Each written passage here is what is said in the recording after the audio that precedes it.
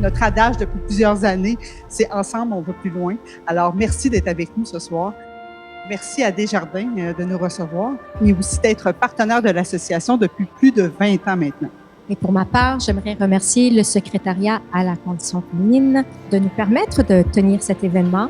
Ce soir, vous allez entendre un panel de femmes qui œuvrent dans le milieu de la finance. Ce sont toutes des membres qui ont accepté de participer. Peut-être que vous allez vous reconnaître dans ce qu'elles vont vous raconter. Mesdames, pour commencer le panel, j'ai envie de vous demander quel a été un défi qui vous a marqué dans votre parcours. Sophie, de ton côté, tu as fait un changement majeur. Exactement. Donc, après 13 ans dans la même compagnie où j'ai évolué, j'avais l'impression que j'étais rendue un peu à un point limite dans ma progression. J'ai pris la décision de donner ma démission sans avoir rien en retour. Donc, j'avais vraiment besoin d'un changement. De prendre une pause, de prendre du recul, réfléchir sur c'est quoi je veux. C'est la personne la plus courageuse que je connais. C'est pas évident, mais ça a été tellement libérateur de prendre cette décision-là. Puis, en même temps, ça donne un espace mental pour réfléchir. Arrêter de courir pour prendre du recul. René-Claude? À ce moment-là, moi, mes opinions, lorsque je les émettais, j'avais l'impression qu'elles passaient sous le radar. Dans le fond, ta voix n'était pas entendue, tu n'avais pas l'impression d'avoir la crédibilité. On dirait que mon message passait pas. Alors oui, il y a un lien avec le poids politique, il y a un lien avec la crédibilité. Sur le coup, je pouvais pas le lire si clairement, mais aujourd'hui, je peux le lire plus clairement. Julia, peux-tu y aller? C'était vraiment de savoir c'était quoi ma prochaine étape. Quand on me posait la question dans, par exemple, des évaluations de fin d'année ou dans le cadre d'un plan de développement, c'était difficile pour moi de placer ma prochaine étape. Comment ton réseau t'a aidé là-dedans? Je dirais vraiment que la solution, ça a été le réseau. Ça a été de parler à différentes personnes dans mon réseau, autant à l'interne chez Desjardins qu'à l'externe.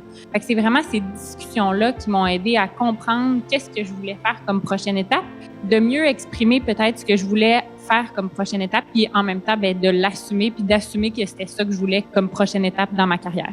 Le dire, prendre les actions, se fixer des objectifs, c'est aussi se dire que ça se peut que ça fonctionne pas, puis c'est correct aussi. Sophie, quand tu as fait ton changement de carrière, comment tu as pu utiliser ton réseau? Ils m'ont tous dit « Pourquoi t'as fait ça? T'as rien! » Pas pourquoi avec le jugement, pourquoi pour comprendre. Exact. Puis même pour moi aussi de réfléchir pourquoi je fais ça. Tu sais, des fois, c'est spontané.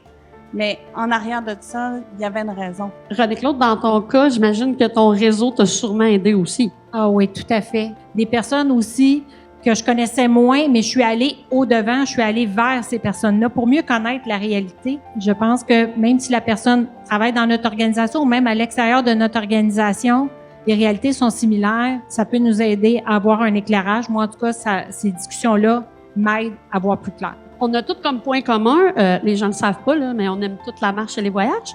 Mais en plus, on est membre de la FFQ. Comment votre adhésion à la FFQ a fait une différence? J'ai terminé l'université puis j'ai tout de suite commencé à travailler chez Desjardins. Donc, mon réseau était très, très vert. La FFQ, pour moi, ça a été une manière de diversifier mon réseau, de connaître des gens qui travaillaient dans d'autres organisations, comprendre leur réalité, comprendre leurs défis, d'avoir quelqu'un de l'externe qui m'amenait à me poser des questions différemment. Ça m'a vraiment beaucoup aidé.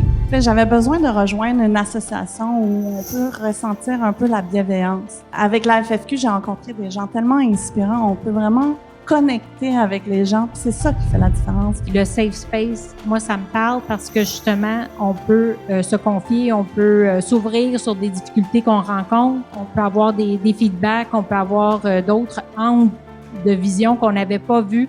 Alors ça, je trouve que c'est très précieux. De mettre en connexion certaines personnes. On veut souvent aider, on veut collaborer, s'entraider entre femmes. Puis je pense que la FFQ offre ça. Mais il y a aussi l'accès à des femmes qui ont des parcours tellement inspirants. Tu sais, je repense souvent à la conférence qu'on avait eue avec la juge Charbonneau, qu'on voit pas beaucoup donner des entrevues, mais dans le cadre des grands entretiens, on avait eu la chance de l'entendre parler de son parcours, ses défis, puis on sentait qu'elle était à l'aise de parler avec des membres de l'association. J'ai une communauté avec plusieurs services qui aident vraiment les femmes leaders à se développer. Alors, je trouve ça fantastique d'entendre ça. C'est très stimulant.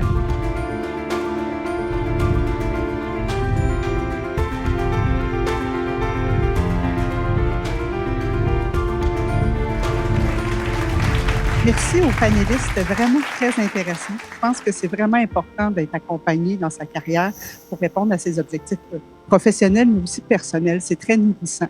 Et à l'association, vous allez retrouver cet accompagnement-là. Donc, vraiment, là, c'est un lieu, ils l'ont dit souvent, là, mais c'est un lieu neutre, diversifié, sécurisant, où vous allez être capable de partager les questions que vous posez. Vous allez voir, on se les pose toutes les mêmes questions à certains moments de notre carrière, puis au plaisir de vous retrouver dans un prochain événement de l'association.